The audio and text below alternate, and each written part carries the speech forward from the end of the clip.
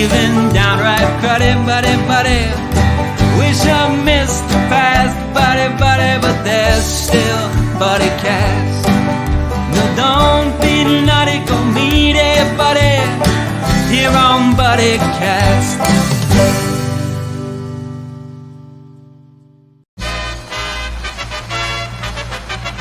Ladies and gentlemen, please welcome the founder and host of Buddycast, Nick Sorensen.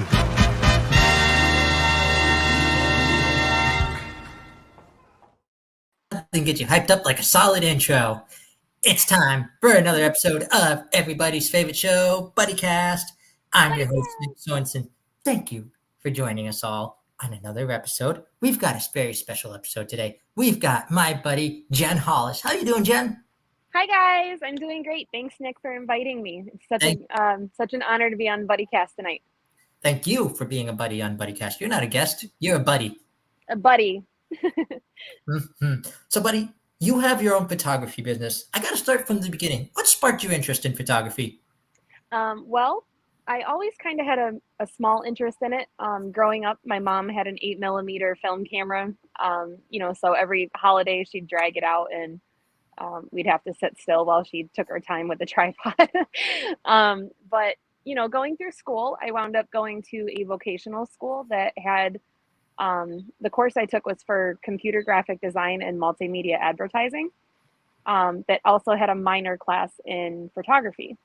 Now, back in 2006, that was film photography that had a darkroom.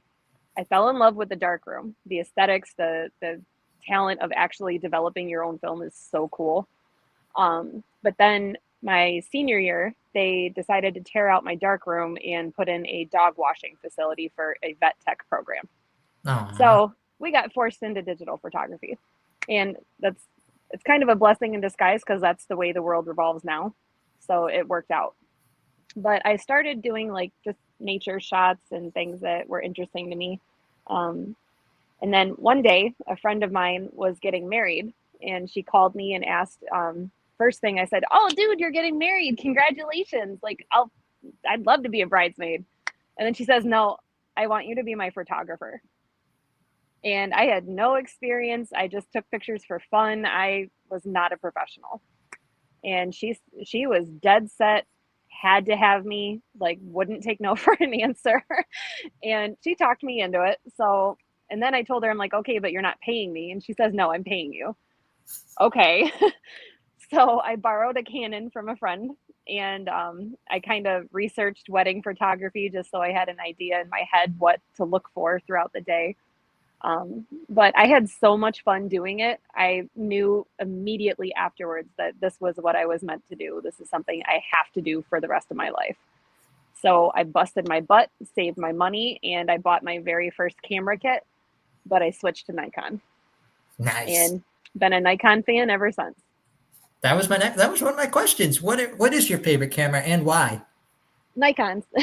Although Canon's, like any professional camera, they're all equally as amazing. It's just a matter of your personal preference. It's kind of like sitting around with the guys at a fire talking Chevy Ford. It's kind of the same aspect. So any professional camera, Sony's are definitely top of the line.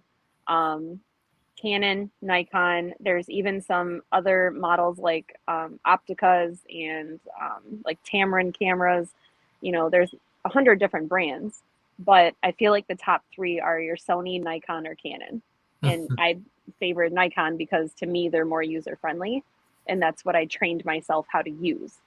So some of my friends have Canons and they will try to hand me their camera to show me something. And I'm like, "Whoa, dude, I can't touch your camera." That's always what it's like with whenever she holds me the camera, I'm like, I feel like I am holding a bar of gold right now, and I am not dropping this no matter what I do. Like, they feel like a bar of gold. Yeah. Some of them are very heavy and they feel like a brick, like they're heavy. Mm-hmm. And they feel just as valuable. Like, they're just like, if I do anything, press one button on here that I have no idea what happened, or or this thing, Lord forbid, hits the ground, I will see you in Texas. That's all I'm saying. Yep. So you were talking about it earlier. You decided to go all in on photography. What made you decide, hey, I'm going to turn this into a full-time gig. This is going to be my life passion right now. No looking back. Um, well, I've been doing this for 12 years. It's kind of almost 13, actually. It's kind of crazy to think about that. But it was really after I did my friend's wedding. I had so much fun. I felt like I rocked the job that, like, when you're the photographer of a wedding, there's so many things that you're in control of and that you have to be in control of just so that your day runs smoother for your bride and groom, for their families.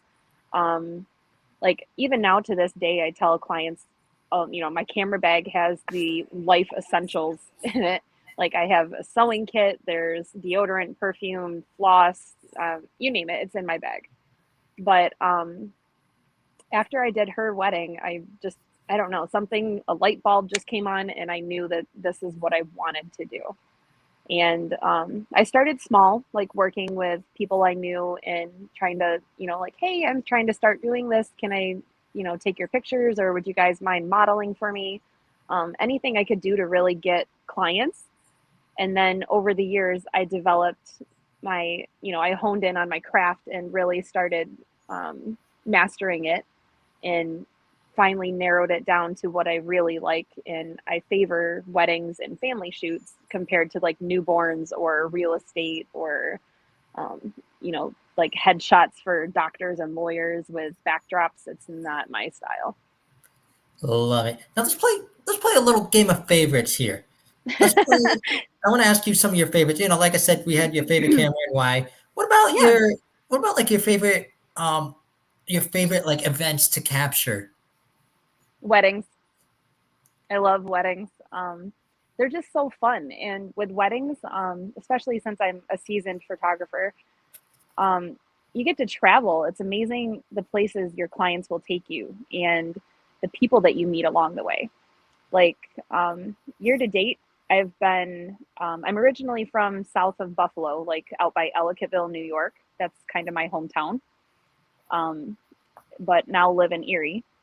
But my clients have taken me everywhere from Niagara Falls to Maine to the Adirondacks. I've gone to North Carolina, Pittsburgh, Ohio, Florida. It's nice that weddings have that opportunity to get you to travel. Nice. What would you say Yeah. is the farthest you've traveled for a wedding? North Carolina. But, the goal, hopefully someday, if I get up to that standpoint, I would love to be like a destination photographer.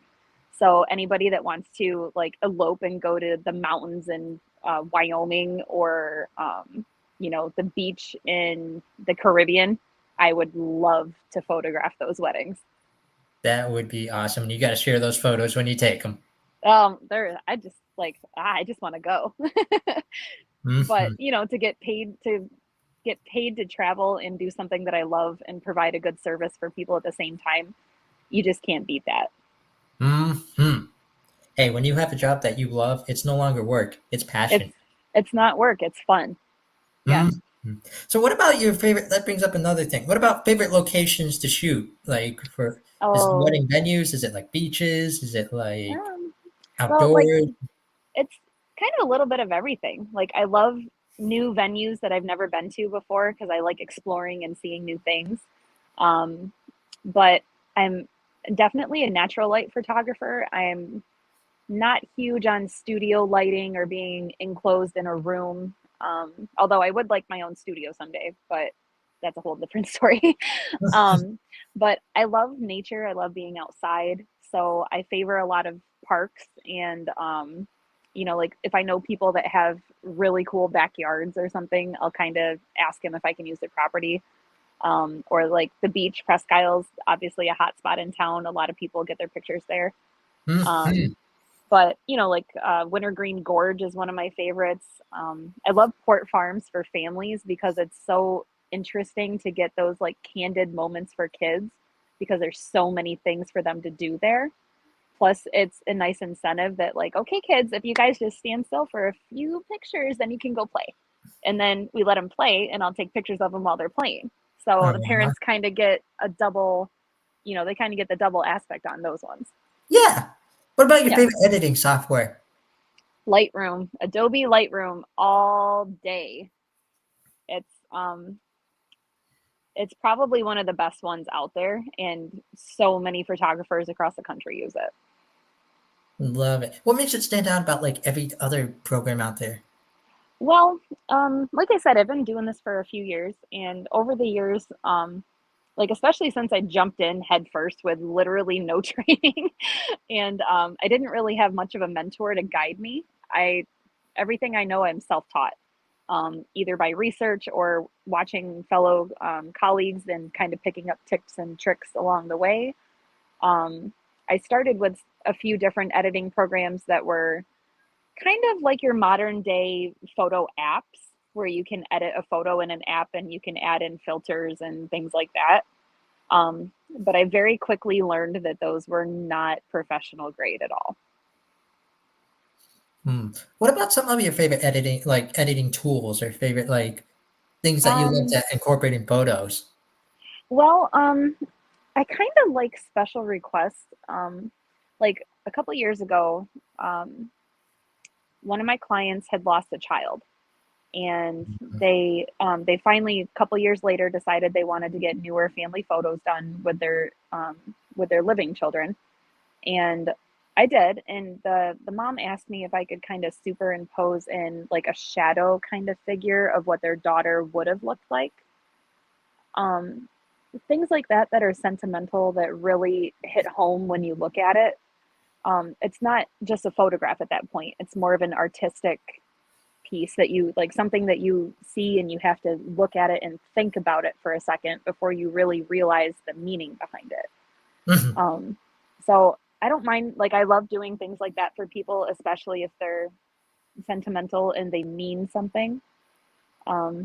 But one of my favorite editing tools is this magic tool that's in Lightroom. That's a remove tool. So, especially for me being on location and outside in a lot of public places, there are a lot of excess people in the background. Or you might have, garbage or, just random stuff that you don't want in your picture. This tool is amazing. You can literally select anything you don't want in your background. Like, for example, this white fence behind me. If I didn't want that in my photo, I could click and highlight all of it and click a button. It's gone. So in other words, if drunk Uncle Eddie comes, photobombing the bride and groom or something. Yeah. Oh yeah, they're gone instantly. I use it every day, all day. Like, it's easier on the job too, because then you don't have to position your clients perfectly, and you don't have to worry about your surroundings. A lot of times I get people that'll either kind of step in front of me or cut behind me or in front of my subjects. I just sit still, wait a few seconds, and they usually move. And if they don't, that's what that tool's for. Hmm. It kind of reminds me of like the opening scene in Vacation when there's all like the family photographs of like them at destinations, like them at the Grand Canyon, and then like it opens wider and there's someone hanging off the side of it, or like they're at Yeah. the beach, and then there's like a shark on the side or something, like a shark Yeah. attack on the side. Or grandma sitting on the roof. Yeah. Yeah. Right. It- Wasn't that one of the Vacation movies, Grandma in the chair on top of the roof? I think it was the first one, and it was like their great aunt. The Great Aunt, that's right. Yeah, she like died in the middle of the movie or something like that, and Yeah. they still got her to their cousin's house or whatever, but Yeah. They they strapped didn't her know to what the to do roof in with a it. rocking chair. Pretty much. Pretty much. So, can you give us like a glory story? Give us like a glory story of a time your photography really impacted someone, like whether like a joyful way. You know what I'm talking about? Well, I guess like I see it all the time. That's one of the talents of being a photographer, especially an event photographer, like weddings or birthdays or any event like that where families get together and they only get together for certain times. Like most families typically, they do like a family reunion, or they do like weddings, bridal showers, babies. Like most families only get together a certain number of times a year. Um, the most heartwarming thing for me is, like I stalk all my clients on Facebook. Like we're all friends. We keep in touch. I try to keep in touch with most of them. Um, and when there's a death in the family or a major life event, I instantly see my work resurface. So it's it's an unbelievable feeling to know that a photograph that I took, say 10 years ago, means so much to my client that they resurface it and share it again on Facebook. That not only are they sharing my work with the rest of the world, but that photo meant something to them. And I've actually, unfortunately, is, in that scenario, I've seen that quite a bit. But I've also seen a lot of, like my repeat clients. I love my regulars. They call me every year, and I love going back and seeing their kids grow every year. And I become more of a familiar face and more of a friend to them. And it's then the sessions get more fun every year. Um, but sometimes I'll go inside their homes for depending on the weather and whatever, and seeing my work in a frame on their wall, like it's just one of those feelings you can't really explain. Exactly. What about here's another favorite question. What about your favorite season to be in photography? Fall all day. I love fall. It's probably because I'm a Libra. I'm an October baby, but this time of year, blue jeans and a sweater. The fall leaves, especially up here, because Erie, PA has amazing foliage every year. Um, just the smell of the fresh, cool, clean, dry air. Kids love playing in the leaves, sunflowers. Like, I don't know, fall is just my favorite. Mhm. And you also do like indoor shoots for like winter, like around Christmas time and everything, right? Yeah, actually, I'm tossing around the idea of doing Christmas minis and maybe with Santa Claus or like decorating cookie type of thing. Ooh. At the Ripley Mansion in Ripley, New York. Um, it's I'm it's a Airbnb that you can actually rent out. But for photographers, they let us come in for free just to take pictures to help double expose their Airbnb. But it's an old mansion from like, I think it's 1790 something. Not quite sure Mm. about the date, but it's beautiful, very Victorian, very, the high 15, 20-foot ceilings, hidden pocket doors. There's like hidden stairwells, 10 or 15 bedrooms. And like, it's just a really cool house. But they have two or three separate fireplaces that are gorgeous, and they're like 6 feet tall. And every year for Christmas, they decorate with their own Christmas trees, and they kind of celebrate for the holiday. And I'm almost thinking that'd be perfect this year for Christmas pictures. Perfect. Hey, if you need an elf for a little help or something like that. Yes, I will definitely let you know. That would be fun.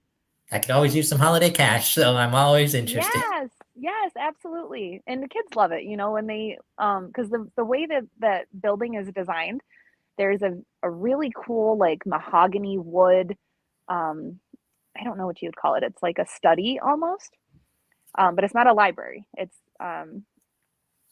yeah, it's more of like a study room, but it's big and open, and there's a baby grand piano in there. But Ooh. there's also a hidden door around. So there's like a fireplace, and then Mhm. off to the right, there's a hidden door that goes back to a cigar room.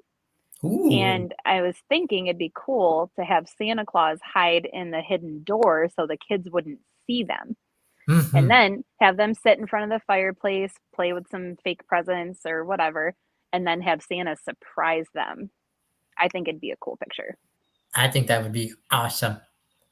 Yeah. Especially like a young family, especially like, Yeah. like the little kids, Yeah. because they wouldn't see that coming. Right. Like anybody with kids like 5 and under would, I think it would just like make their entire day. Mhm. So out of everything we've talked about today, what brings you the most joy when doing photography? Uh it's probably everything. Like I can't really narrow down one particular thing that I like the most. Like I love my cameras, and I love learning new things about them all the time, and collaborating with my colleagues and other buddies. But I love meeting clients, new clients. I love working with old clients. I love going to my favorite locations and going to new places. It's I don't even mind editing. Like right now I'm backed up. I've got 5 or 6 weddings and a family session and I think one other session that I'm currently working on, not to mention my full calendar for the next 6 weeks. I was, So I was I about to don't say, what's your schedule looking like? it's pretty full up until like October. The end of October, I've only got like 3 dates left. Wow. But yeah, which is good. It's good business. But like editing, I don't even mind it because I'm a night owl and I do the stay-at-home mom thing throughout the day. My oldest goes to school, my husband's at work. So I, do the mom thing throughout the day, then I do the wife thing and cook dinner and that stuff. And then everybody goes to bed and I get my quiet time to sit and edit pictures and then I'm up late, but Until you it's hear, yeah, yeah, it actually is a pretty decent schedule. It works out pretty well. But I don't know. I love everything. I love being my own boss. Um I love being able to have flexibility with my schedule, especially because I'm a mom and my children are under the age of 5. I don't know. I just love all of it. It's so much fun. wonderful. So, buddy, where can our buddies watching learn more about you? Where can they find your services if they're interested? Well, I'm obviously on Facebook, Instagram, TikTok. I'm not gonna lie, I'm kind of a newbie on TikTok. I'm a '90s kid, so it's taking me a little bit to get used to it. 90s Um, kid. yes, '90s. But definitely my website, jbphotony.com. Um, but most of my recent stuff, like if people want to track my recent work and kind of see what I'm doing or um, see my editing styles or behind the scenes footage, anything like that is always, always, always on Facebook or Instagram. Wonderful. Love that. I love that. And I love the website name. Yeah, thank you. I had to throw the NY in there because JB are 2 of the most common initials in the entire world. And there's actually several JB photographies in Pennsylvania. Mm, And I'm from New York, so I kept the NY in there just to differentiate myself from the other people. that's awesome. Hey, I Yeah. just found out the other day, I kind of knew this for a while, but forgot until last night that there's another Nick Sorensen in the NFL. So, Yes. You could be his doppelganger or something. mhm. I'm hoping to meet him one day and hoping to have him on the show so that way we can just go, so Nick, how's life going? Well, Nick, Yeah, that we should get in touch with them. That'd be cool.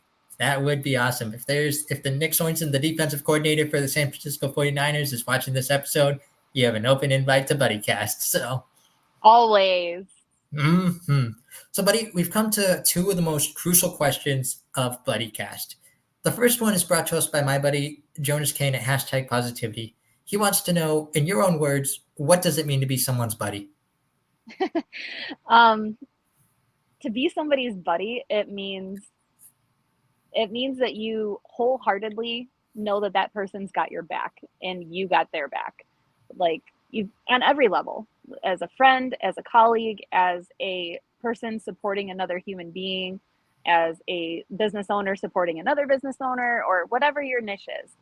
It's being somebody's buddy means that you're real with them, you're upfront, and they can call you day or night, text you questions about random things. Um, you know, it's just that common humanity of knowing that you're somebody else's buddy or that they're Amen. yours. Amen. You're absolutely right. You can just talk to a buddy about anything. Anything, always. The final question I have for you tonight is what we call the ultimate Buddycast buddy question. You ready for this one? Yes. But anyone out there who aspires to be a photographer, who wants to do what you're doing on a daily basis, what's your advice to them? Oh, my advice would be no matter how many no's you get, no matter how many challenges you think are in your way, or how many hurdles you have to jump through, if you have a dream, go get it. Like to quote pursuit of happiness, that's it. If you have a dream, go get it. Because at the end of the day, you know, we all get one life. That's it. One chance to do it. And my motto has always been, like, I was never really born for a desk job.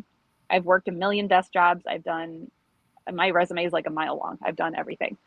I was never really happy working for other people. And when I first started, my parents kind of questioned me. You know, they didn't really think it would take off. They didn't think I'd be able to live off of it. You know, like they were just parents being concerned. But I told them, I said, you know what, I'd rather bust my butt trying to work for something I believe in and something that I know I'm good at than spend my life wasted away in a job I hate. And, you know, if you're aspiring to do photography or any business, anything, don't let people tell you no. I mean, there's thousands and thousands of entrepreneurs all over the world, and small businesses are what make the world go round anyway. Every major Fortune 500 company started as a small business. Exactly. And yeah, and even if it's just a hobby, just something you like to do, you know, if you're not sure how to get started, or you know, if you're doing photography and you're not sure about the ins and outs of your camera or anything, you know, there's always other professionals in the business you can reach out to. Most of us are more than willing to answer questions and help out, or you know, kind of do like a following thing where you can shadow somebody and learn on the job.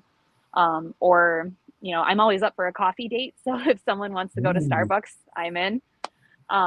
But yeah, like there's always different avenues that you can reach out to get yourself started. You know, YouTube and TikTok have a lot of how-to videos that you can kind of do it yourself if you're too shy to ask somebody. But I mean, even now I'm 12 years in and I still reach out to people. Like Robin Kibb from Kibb Photography has been amazing. Tara Lawrence has also been amazing. My friend Ashley Whippo from Jamestown, she and we talk all the time. Like, we text each other in the middle of the night and share our edits and say, hey, I don't like this, but what do you think? Like, we just kind of bounce our feedback off of each other, and together as individual business owners, we help each other grow. And that's really what it's about anyway, is helping each other so that everybody wins. That's great. I like that saying, everybody wins. Everybody wins. And especially when you have a good buddy, it helps make the journey a little bit more fun. Perfect. Absolutely perfect. And you just reminded me of one of my favorite sayings that I heard from a TV show once. Man who works for passion is far richer than man who works for money. Yes. All day. I absolutely love it. Thank you so much for being a buddy on Buddycast. Number one, stick around a minute. We'll chat for a minute afterwards. But number two, I want you to do me a favor before we end this episode. Whatever you're going to do today, tomorrow, next week, next month, even next year, promise me you're going to go out and you're going to go be someone's buddy. Always. Absolutely. If anybody needs a buddy, you can message me. I'll be here. I've got a good buddy for you. I've got a good idea for you. So, okay. Can't wait. For all my buddies out there, this is my buddy Jen Hollis. Please look up her works. If you're near the Erie or Western New York area, please feel free to reach out. See what she can do for you. You'll be amazed. If you see my personal profile, you'll see an exact example of her work. I'm your host, Nick Sorensen. Thank you for joining us on everybody's favorite show. Well, the days are going fast, buddy, we've got to make them last, buddy, before they've all gone past, buddy, tune in to Buddycast. No, don't be none, it will make it, buddy, here on Buddycast.